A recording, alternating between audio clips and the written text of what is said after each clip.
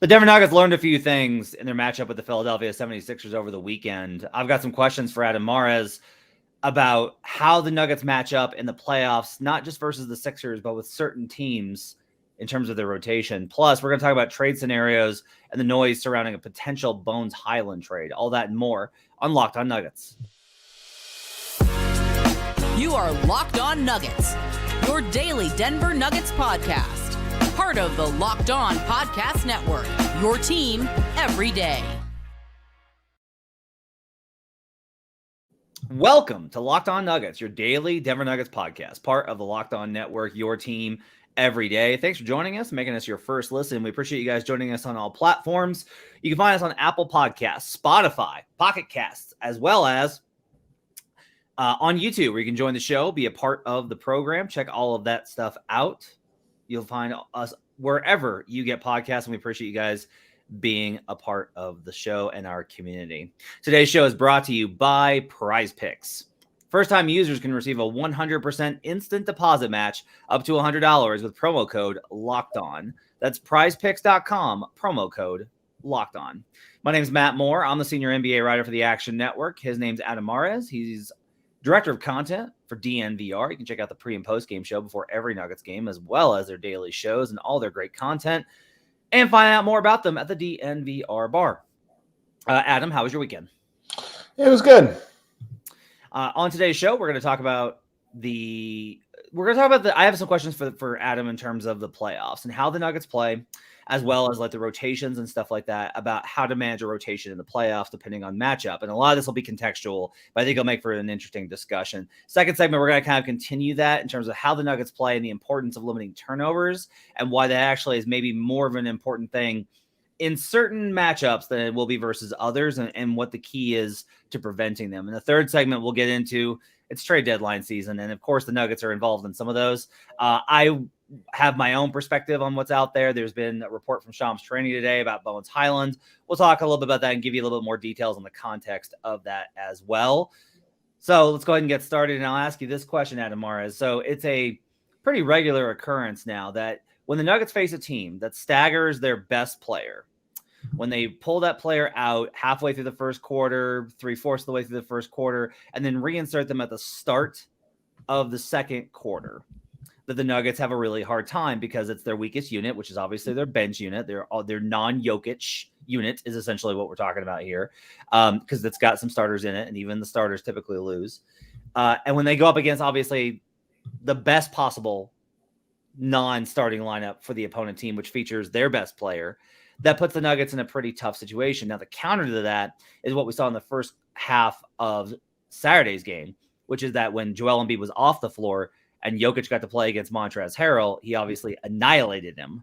And that's the advantage here. And so this becomes a question of, there's two questions. Is it important just to keep Jokic in the same rotation because that's what he's comfortable with? And then the second question is it better to have a bigger advantage when you're not facing best lineups versus Jokic and Jokic gets to go against weaker lineups, or countering the opponent's best lineup by adjusting Nikola Jokic's in that second quarter and fourth quarter specifically to kind of mitigate the damage that can be done versus the bench unit? I think my default opinion is you don't change your rotation. You trust in what you do. You make them adjust, if anything. You say, okay, we believe our best punch is better than your best punch. But I think the bigger part of this question, the reason I think it's hard to answer is outside of Philadelphia, I'm not sure there's a team that stagger is important to Nikola specifically, meaning the stagger for them is Joel Embiid, which, by the way, they went away from in the second half. But in the first half, and their typical one does bring him out and then bring him back in the second. So to counter big to big, that's the only one where I think it even becomes a question. Golden State is the team in the playoffs that does this. They stagger Steph. They bring him out early, then they bring him back. And I'm not sure having Nikola on the court for the Steph minutes is like a thing you're concerned about. So, I mean, I get it from the perspective of having Jokic out there with the bench unit. You know, obviously, Steph, it might be easier for Steph to go at Nikola. You don't have as many wing defenders to help. The counter would probably be offensively, you're able to keep pace in those situations. Yeah, but maybe you just keep pace in the minutes he's not on. You catch up in the minutes that he's not on. I think that, again, if it was Denver's default thing to adjust or do this or that, maybe I'd be more open to it. But to me, Denver has always, in the Malone era, one of my critiques of him is he always adjusts to the team you're playing. And I think Denver's now good enough to say, if you're going to bring your best lineups off the court, Denver's best lineups with Nikola are going to punish you.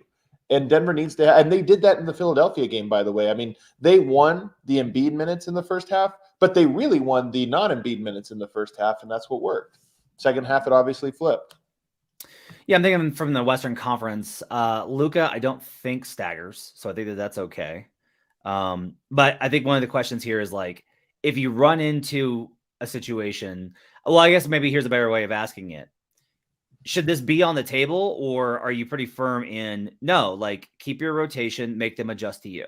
Like, is that kind of? I think in the playoffs, everything has to be on the table. But my default setting is that I think Denver should try to make teams adjust to them.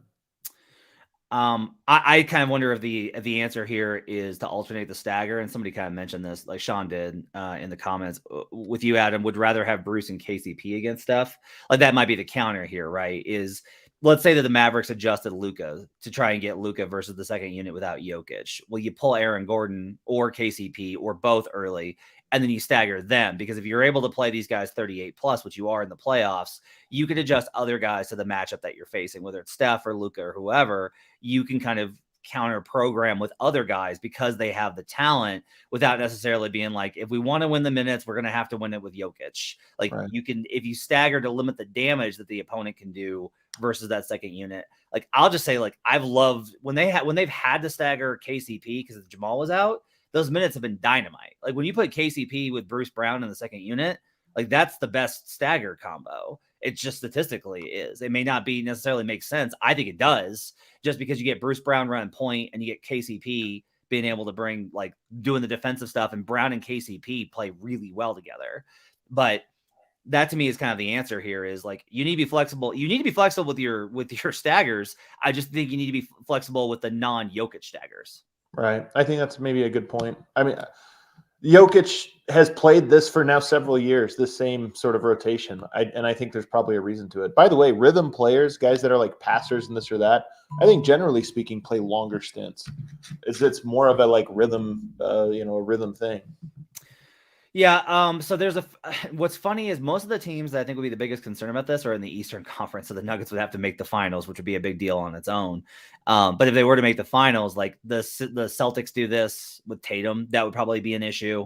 But again, Tatum is a guy like you're talking about. You're staggering somebody else. You're not staggering Jokic. Okay. So really Embiid is the only one that you're like, you might want to consider doing. I'd have to like think about this for what other teams there might be, but that's the only one that I think is like, hey, you need the big on the court against him. There's no other really great. I mean, maybe Minnesota could do something that's kind of interesting where you're like, but I just feel like Minnesota is more likely to adjust to Denver than the other way around. Yeah. You have to play, I think, from position you have to play from a position of strength versus Minnesota, I think. Absolutely. Like, you're not going to stagger Jokic to counter Jaren Jackson Jr. versus Memphis. That's not a thing you're going to do. I mean, it would almost be better to play him opposite of Jaren Jackson Jr., but you're not going to change your rotation to do that. I mean, Zion and the Pelicans is maybe another one. If the Pelicans, like, really, we really beat you when we go small with Zion at center, and that's our blitz. Like, you might counter that to say, well, Zion can't guard Jokic inside, so we're going to make him second guess that. I wanted to ask this question. This was brought up a little bit. AG can't guard Embiid at all. What do you think about AG guarding Embiid? I'm curious to see. It's just almost a shame that this next matchup is 2 months away, because so much will be different, I think, about both teams, just in where they are in the season. But I would be curious to see, one, how Denver responds, like what they draw up to say, okay, here's our plan of attack when they put PJ Tucker on Jokic. But also to see if, maybe they try something of that nature. PJ Tucker shoots the corner three. I don't know if he shoots it better than Aaron Gordon does, which is kind of an interesting thing to think about. But it's a tougher cover since Aaron Gordon is mostly in the dunker spot. PJ Tucker mostly in the corner. How it changes the backside help there. Because Aaron Gordon can't guard Embiid. He'll probably pick up fouls. He can't guard him. But maybe the idea, PJ Tucker also can't guard Jokic. The idea is PJ Tucker with Embiid roaming behind him can guard Jokic. Yeah. Fair question here from Matthew Tinsky. We'll see if Embiid even plays the next matchup. Fair point. Let's take a break. We'll come back and we'll talk about, I have some more questions for Adam about playoff stuff, including how much do turnovers matter in a playoff setting, the types of turnovers, and how important is that in terms of a weakness for Denver? We'll do that when we come back on Locked On Nuggets. But first, I need to tell you about PrizePicks. PrizePicks is daily fantasy made easy. It's absolutely awesome. You just pick 2 to 6 players, and if they'll score more or less than their PrizePicks projection, you can win up to 25 times your money on any entry. You're not competing against other people. It's just you versus the projections available. They offer projections on any sport you watch. College basketball is in full swing. March Madness is like a month and a half away. How incredible is that? Wow. Soccer, women's college basketball, MLB, NHL, get some abs in your action there. NASCAR, tennis, all of these sports and more. Entries can be made in 60 seconds or less. It's just that easy. They offer safe and fast withdrawals, and they're currently operational in over 30 states and Canada. Download the PrizePicks app or go to prizepicks.com to sign up today and play daily fantasy sports. First-time users can receive a 100% instant deposit match up to $100 with promo code LOCKEDON, LOCKEDON. So whatever amount you put in, they'll match that and add to your balance for you to play with promo code LOCKEDON. Don't forget to enter promo code LOCKEDON at sign up for an instant deposit match up to $100 at prizepicks.com. We'll be right back on Locked On Nuggets.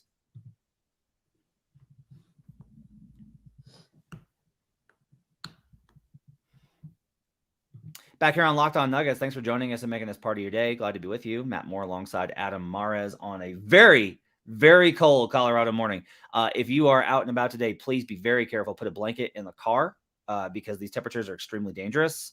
And be careful on the roads because the roads up here in northern Colorado were pretty bad. So be careful if you're out there today. It's cold out there every day, people. That's a Groundhog Day. You like surely you know and like Groundhog Day. It's a great one. Okay, cool. All right. I need to make sure like that has to be one that you and I can come together on a pop culture. I love Groundhog Day. It's a great movie. It's a really incredible movie. Let's talk about turnovers. So the Nuggets had some turnovers that were really killer in that third quarter, and that we talked about that in the show on Saturday in the recap show. And typically with turnovers, your perspective on this has really influenced me, where you've talked about how it's a function of how the offense is going. It's not, some of it is like silly stuff, but a lot of it is like, is the offense working or not? And when the offense works as it should, you won't have turnovers, in part because Nikola makes everything work so well. In high passing offenses, you're going to have a higher turnover rate. The Warriors are kind of proof of this. And there used to be this idea that turnovers were like a damning, dooming characteristic. And the Warriors have kind of shifted that, where it's like, if you're going to pass as much as they do, you're going to have an increased turnover rate. Just like if you're going to have a heavy ISO offense, you're going to have a lower field goal percentage. There's certain things that are kind of endemic to how you play. The question here, I think, is interesting from the perspective of the Celtics. You can make a very serious argument that the reason the Boston Celtics lost the NBA Finals last year, with what is a pretty, I think, healthy distribution of passing. Like the Celtics are a high assist offense, not the way the Nuggets are, but they are similar in that they are high assist. But the Celtics really lost that series thanks to turnovers. And obviously it lowers your possession count for you having an opportunity to score, and it gives the opponent easy opportunities to score on your defense. I think my question for you is, in a playoff setting, do the Nuggets need to shift how they approach? This is obviously going to be dependent on opponent. I'm just saying from a general perspective, do the Nuggets need to shift how they approach taking care of the ball because their offensive floor is so high this season? I don't think so. I mean, honestly, Denver has issues with turnovers from time to time. I look at it, the team I always compare them to is the San Antonio Spurs, 2013, 2014. Spurs were 22nd in turnover percentage in 2013, so in the bottom 10. And then I think they were 12 or 13 in the 2014, the year they won it, which is still right around average. I think you said it, that teams that pass the ball a lot are going to turn it over. So it's going to be part of it's going to be part of the cost you pay. But for me, I just don't. I look at Denver and I say the sloppy turnovers are bad. The ball movement turnovers to me are they don't really bother me. And that's Jeff Morton, King of Thornton, by the way, take here. Not all turnovers are made equal, he says. There's turnovers of laziness, which are bad, and turnovers from great defense, not bad. If you're being lazy, you can see it. Sometimes it's just what the defense is doing. I do think that part of this is that the defense is scheming that way, having the two-man game to go to with Jamal or Bones Hyland, if he's still around, I think is an important kind of component, right? Like pick and roll 2-man game lowers that incidence of turnovers if operated correctly. Like it's hard to turn the ball over on pick and rolls because teams are so comfortable running it and because you know how to like create space, especially with those two. Like, is that where you think the 2-man game comes in handy if you get into a situation where teams are really targeting those corner passes, the weak side stuff? I mean, if you're targeting the corner passes, then you go back door. You continue to pass. I mean, there's no like, oh, a team is playing the pass and then taking it away. The read and react offense is just trying to take advantage of whatever it is the defense is giving you. And there should be, you should be able to navigate that. If I told you a team is an ISO team, they have their own challenges as well. If you're an ISO team, if you're an ISO player like Kevin Durant, maybe you're not turning it over as much because you're not going to be passing as much, but do you settle for your jumper too much? It's like, hey, if you can be an ISO team and you can be effective, just make sure you're not just doing step back three. You got to mix it up. You got to attack. You got to get to the mid range. You got to do a bunch of different stuff. So that would be the equivalent of an ISO team of what Denver faces with turning it over is you can turn it over or you can pass the ball. You just have to make sure that you're taking care of it. And over the course of a season, you have to be working towards a chemistry and connectedness where those turnover streaks become fewer and fewer. As the preeminent expert on Nikola Jokic, what do you ascribe most of his like sloppy turnovers to? Like, what do you see happens in those situations? I mean, it's different because I think sometimes it's just bad offensive process, meaning like guys aren't reading it well enough and then he starts to get too aggressive. But then there's games like this last one where I think some of his turnovers came from not appropriately reading when it was time to be aggressive. And I think this is actually more and more seldom. Part of why this Philly game kind of stings so much is that Jokic did something that we haven't seen him do in a very long time, which is become passive and sort of get outplayed in the clutch, look a little shook almost. I mean, he looked almost we just never see Jokic nervous. He's one of the most calm, like under pressure players. And I thought he looked not calm in that game and had a couple turnovers in that stretch that were, I think, uncharacteristic. Meaning like he turns the ball over, but it's rare that he turns it over because he's just refusing to shoot the 7-foot floater. And he had a couple of those in that game. Or because he's posting up and the backside guy comes, Tobias Harris had a steal from him in his blind spot that he almost always sees, almost always anticipates. I want to get this question from Oso Blanco.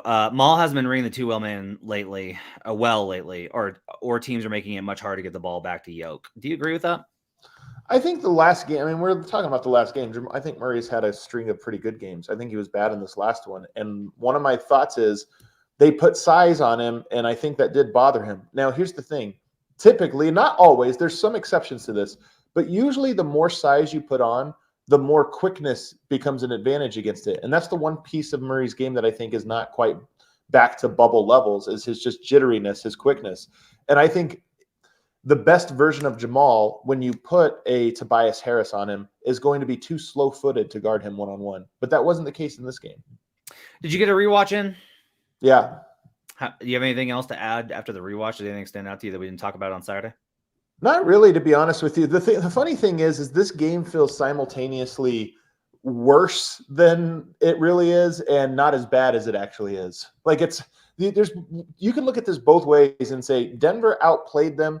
I thought it sucks because I do think that part of Denver's strategy is to funnel things to Embiid and to kind of give Embiid the opportunity to inflate his numbers. Embiid had 24 points in the first half and 23 in the second. The Nuggets were up 15 in the first half. So part of me looks at this and goes, I think Denver actually controlled this game in important ways. Denver slipped their focus. When we talk about turnovers, watch the last 2 minutes of that third quarter. Those are the turnovers that kill you. They run outs, bad process, lazy process, dribbling the air out of ball and then making lazy passes or lazy reads. Those are the turnovers that kill you. So to me, part of me looks at this and goes, it wasn't as bad. Like Denver lost by 7 on the road. It sucks because they had a chance to win and they let it slip, but they didn't let it slip because they weren't good enough. They let it slip because they didn't rise to the moment and they lost focus in a key stretch. But then there's the other half of it, which is I haven't seen Nikola Jokic shook in so long, and it was so weird to see him like not regain form over the course of 15 minutes. Would you rather it have been like this than the other? Like you'd definitely rather it be like they weren't better. The Nuggets just failed in that moment, right? Yeah, I mean, it's tough. I texted you this the other day just talking about how this one kind of stings more than usual. And I think one of the things is Nikola he really hasn't had more than, I don't know, 5 bad games in the last 2 years. And it sucked. And I don't even think this was a bad game. I thought it was a great first half, but the second half was bad. And when you don't see a bad game in so long and then you see one, it almost makes it like, okay. And it happened against the one team and the one guy that gives you, like, if this happened against Karl Anthony Towns or Bam Adebayo, I wouldn't be like, oh my gosh, this is concerning. But when it happens against Joel Embiid, somebody you don't have that many data points, they've only played against each other like 6 times. When you don't have that many data points, it does make you kind of pause and go, So the Nuggets might win big tomorrow. They might win big on Wednesday.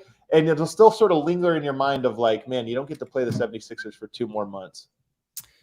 The thing that kind of, I think, stood out to me, I kind of realized, like, one of the millions of benefits of having Nikola Jokic as your best player is that he's better suited, I think, for series than he is for individual games.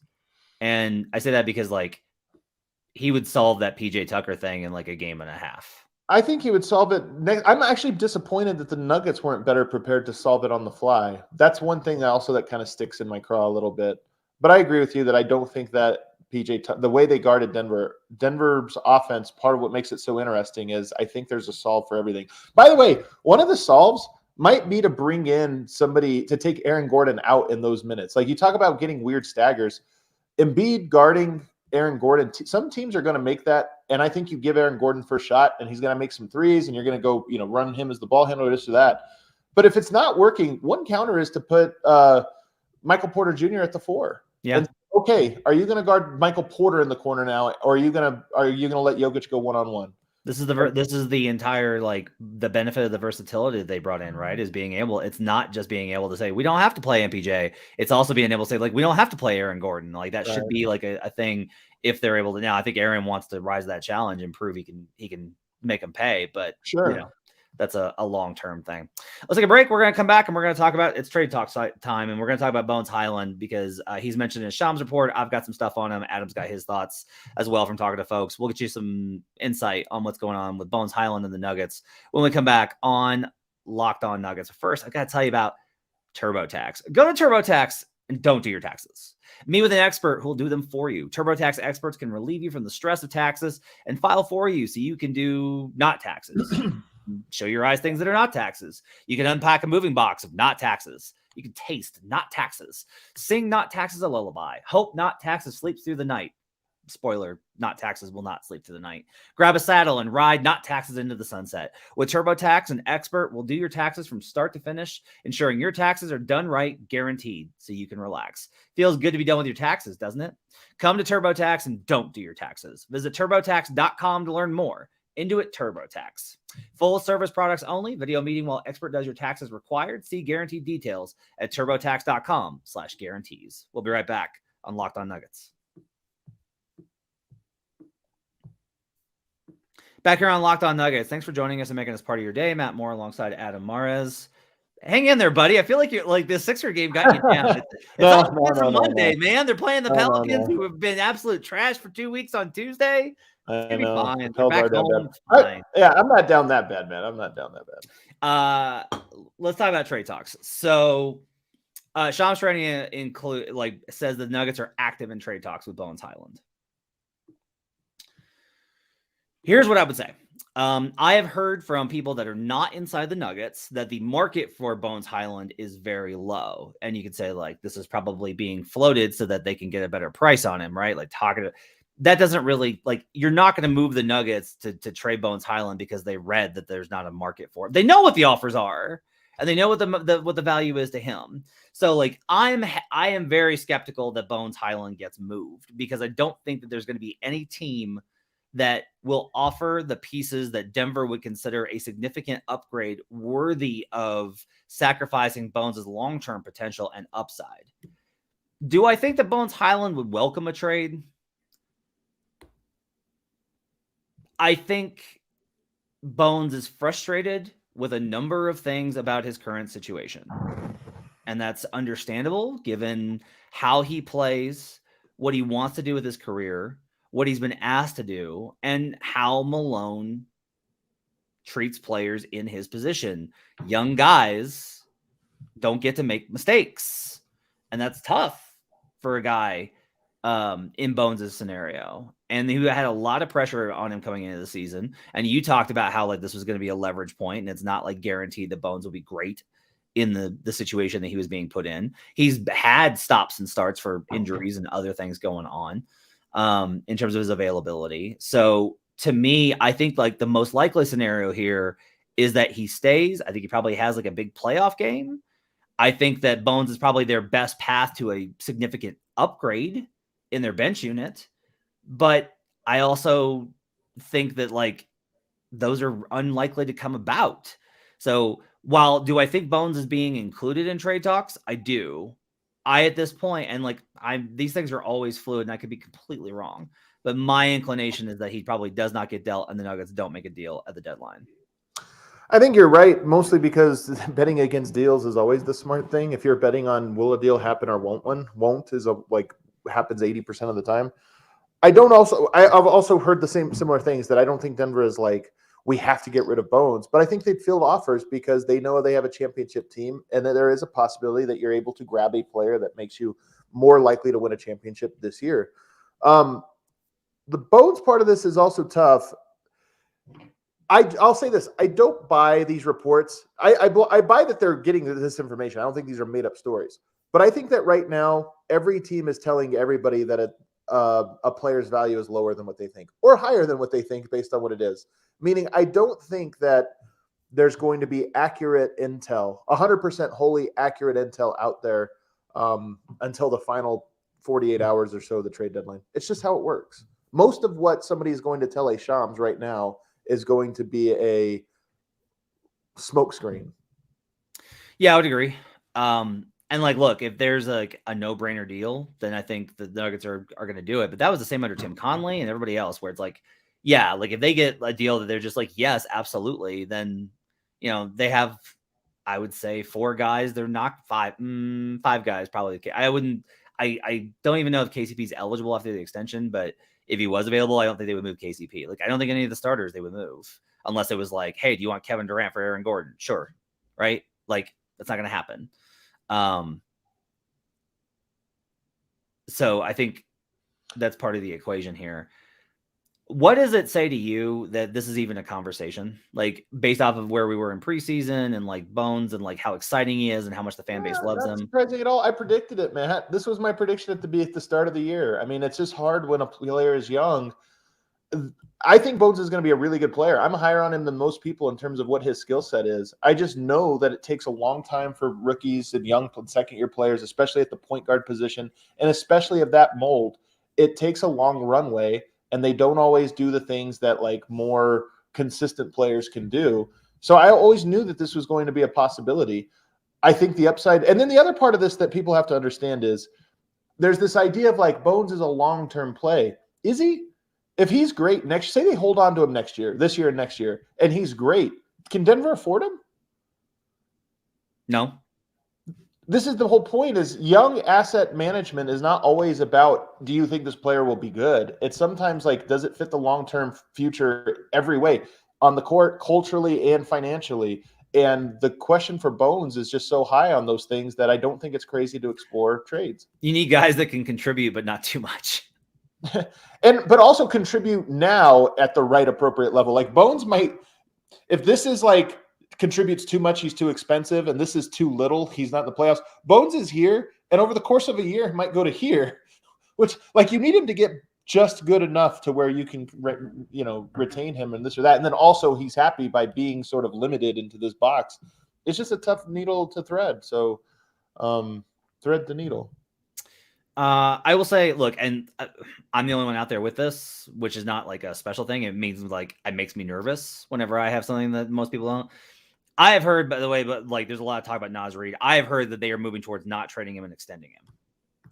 Like that's something I heard from 2 people I trust pretty well. Not Tim Conley. Haven't heard that from Tim, but like 2 people I trust have told me that they think that the Wolves extend Naz Reid. That there are other guys on that roster that might get moved, but then Naz Reid probably gets done for like a pretty reasonable deal. I think in part, and I wrote about this over Action, backup bigs, like Denver fans don't need to be told how important backup big is, right? Like you guys don't need to be told that. You understand like how much of a sore position that is to find. But this is not just a Nuggets problem. It's all around the league. If you have a backup big, you're just like, I'm not giving him up. Like I have my guy. Like the Raptors have Chris Boucher and Precious Achiuwa, who are both pretty good, and Thaddeus Young, and they're still like, God, we need a center. Like we need a center. Like they've been out there trying to find every deal. They eventually wind up being like, hey, what about your center? Because they know that they need an upgrade there. Like Precious Achiuwa is your backup big is perfect. Precious Achiuwa is your starter is terrible. Like center is just a really rough position in the NBA right now. And to one degree, the Nuggets are like, that's a huge advantage for the Nuggets because they have the best center in the NBA. On the other, it's hard because they don't have a backup, and that's like a constant sore spot. The backup big thing to me, I think I'm just less worried about it, I think, than most people. To me, if I were Denver, I just would keep trying to add length, wings. Like I'd be much more concerned about that than I would about a backup center who's it's a regular season issue. But do they even have that issue too much? Like I know they just played Joel Embiid. There's only one of him. I think that Zeke at 5 works against most lineups, and it gives you the switchy lineup. Yeah, I mean, I would agree. I was looking at some numbers this weekend, and like Jamal Zeke without Bones is a big plus, which I thought was interesting. But I mean, you're talking about trading Bones. Yeah, I'm saying Jamal Zeke without Bones. Right. So like I like that's you may be right there. Like conceptually, I'm always like, man, you need some rim gravity, but maybe don't. Maybe you can make it work without it with a switch all 5 out. I mean, you might be able to. I mean, I honestly think that you should be able to. I mean, if you're not going to play Christian Brown, for part of me thinks that Denver doesn't have a way to play Christian Brown right now, and I just trust him more with the things that he does in a low usage role than a lot of guys. And maybe the only way you can get him minutes is to open up a spot for him to play. Are you going to run into the same problem with Christian Brown where he's too good? I don't think so. He's good in a way that's different. He's role player good. Yeah. I mean, there's a chance he becomes a 40% volume 3-point shooter or something like that. Then in that case, but like a good defensive player who doesn't necessarily have an offensive like ace. Yeah, I mean I'm not too worried about that. And if it happens, the one thing that's different about Christian Brown is his contract's not up for 3 more years, whereas Bones is 2. That's true too. That's a good point. Yeah, I mean, look, I'm in favor of anything that gets more Christian Brown more minutes. Like, I would love if they cleared space to where Bruce was the backup point guard and you could play him in the starting unit if you needed to, or stagger him with the starting unit, whatever. Like you could run him with Jokic, run him not with Jokic, etc. Move him to point guard so he's not guarding bigger wings, and have Christian Brown guard the bigger wings. Like that's a very obvious, like very simple switch rearrangement that makes everything make a lot more sense on the defensive end, at least. And like offensively, with Brown being like a 40% shooter, and Christian shooting is the thing that has kind of dipped lately, but he hasn't played enough for me to really know. Like I don't have any way to judge Christian Brown's shooting because he hasn't got enough minutes for me to know if he's in rhythm or not. Right? Yeah. Who's more likely to get dealt at the deadline, Jeff Green or Bones? I think Bones probably. Okay. I think Denver doesn't. I don't think anything happens at the deadline. Me neither. You and I are in agreement that we do not believe the Nuggets make a deal at the deadline. All right, let's go wrap it up for Locked On Nuggets for Monday. Thanks for joining us. Appreciate you guys being with us. Hope you guys have a great day. Stay warm out there. We'll see you guys again tomorrow. There's a practice today. We'll have a reaction from the Nuggets at practice. We'll hear what they have to say, and we'll get you set for the Pelicans game on Tuesday. Appreciate you guys being with us. Make sure to like, review, subscribe, hit the review button, the 5-star button on Apple Podcasts. Give us those 5-star reviews. They help us out so much. They really do. We would love to I want to get the notification that we're in we went up the charts from Locked On. They always do that. We're never up there. Help us out. We appreciate you guys being with us. Have yourselves a great weekend or week, and we'll see you guys again next time on Locked On Nuggets.